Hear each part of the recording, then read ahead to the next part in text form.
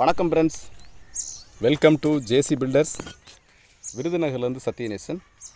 நேற்று வீடியோவில் குறைந்த செலவில் வீடு கட்டுவது எப்படி, என்னென்ன மெட்டீரியல்லாம் வாங்கலாம், எப்படி வாங்கலாம்னு சொல்லிட்டு நேற்று வீடியோவில் பேசினேன். இன்றைக்கி வீடியோவில் தரமான முறையில் வீடு கட்டுவதற்கு எப்படி மெட்டீரியல் நம்ம பார்த்து வாங்கணும் என்பதை குறித்து ஒரு சிறிய விளக்கத்தை இந்த வீடியோவில் நம்ம பார்க்க போகிறோம். இப்போ தான் நம்முடைய சேனலை முத பார்க்குறீங்கன்னா சப்ஸ்கிரைப் பண்ணிக்கோங்க. நம்முடைய சேனலில் தினமும் கட்டுமான சம்மந்தப்பட்ட வீடியோக்கள் தினமும் டெய்லி அப்லோடு பண்ணிக்கிட்டு இருக்கிறோம். தொடர்ந்து கண்டினியூவாக பாருங்கள். அதுபோல் கொத்தனார் அடிப்படை பயிற்சியும் இலவசமாக கொடுத்து கொண்டிருக்கிறோம். தேவைப்படுவோர் என்னோடு கூட தொடர்பு கொள்ளுங்கள். இப்போ வாங்க நம்ம வீடியோவுக்குள்ளே போகலாம். தரமான முறையில் வீடு கட்டுவது எப்படி? இப்போ அதிகமாக எல்லோரும் தேடுவது குறைந்த செலவில் வீடு கட்டுவது தான் எல்லோரும் தேடுவாங்க.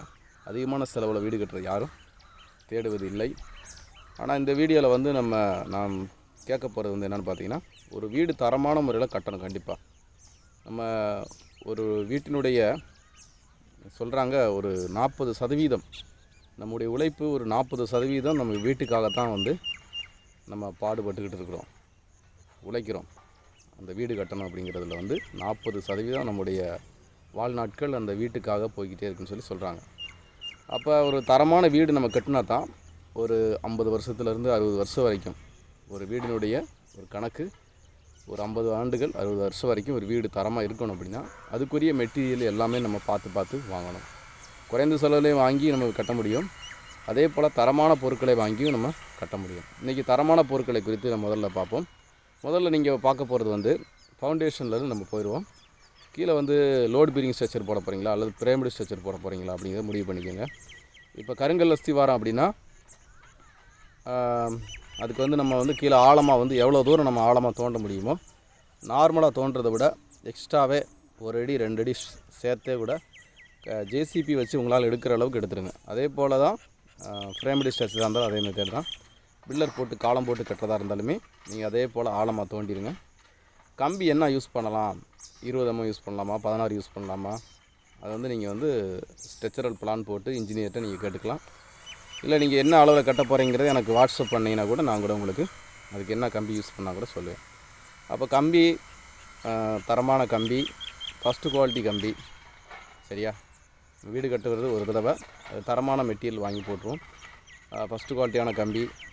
அதே போல் கம்பியும் கம்பியை பொறுத்தவரையில் என்னென்னு பார்த்தீங்கன்னா, கம்பி என்ன செய்யக்கூடாது, வளைச்சா ஒடியக்கூடாது.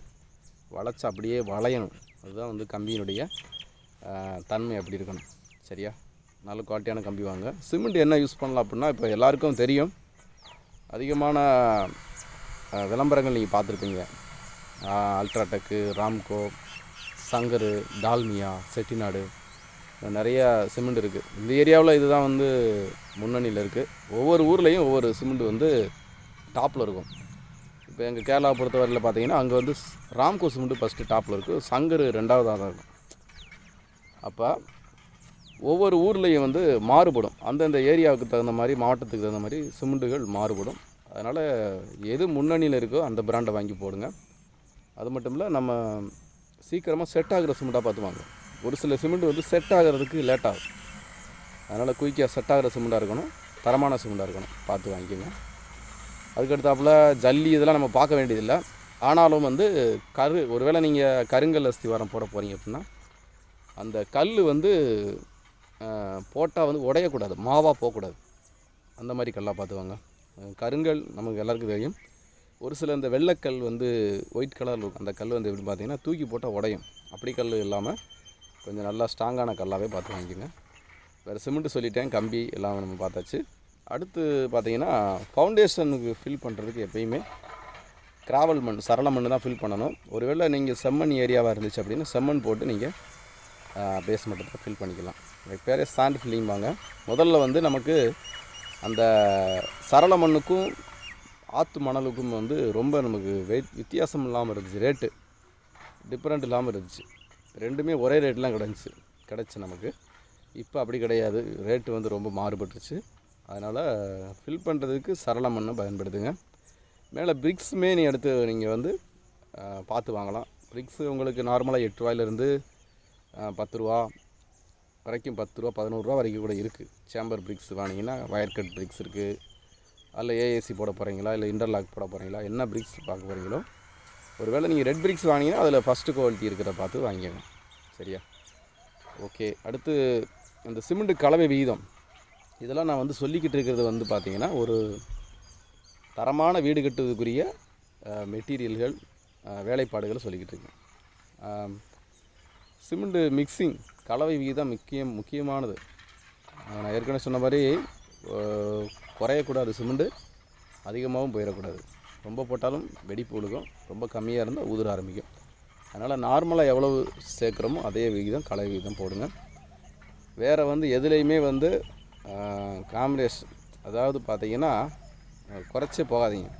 அதுக்கு என்ன தேவையோ நானுமே வந்து ஒரு சில இடத்துல வந்து சொல்லுவேன், கம்பி கட்டுறவங்களே கேட்பாங்க இதுக்கு என்ன கம்பி போடலாம். எதையுமே நீங்கள் என்ன செய்ய வேணாம், குறைக்க வேணாம். அதுக்கு என்ன போடணுமோ போட்டுருங்க. இப்போ நீங்கள் ரூஃபுக்கு வந்து 6 இன்ச்சுக்கு ஒரு கம்பி போடுறீங்க அப்படின்னா 6 கார் போடுறீங்கன்னா 6 காரே போட்டுருங்க. 6 இன்ச்சுக்கு ஒரு கம்பி வர மாதிரி. ஒரு சிலர் 7 இன்ச்சு 8 இன்ச்சு இப்படிலாம் போடுவாங்க. அது மாதிரி தேவையில்ல. நம்ம செய்கிறது வந்து தரமான முறையில் வீடு கட்டி கொடுக்குறோம். அப்போ தரமான மெட்டீரியலை பயன்படுத்தணும். அதே மாதிரி தரமான வேலைப்பாடுகளும் இருக்கணும். அதை தான் நான் அதிகமாக விரும்புகிறது.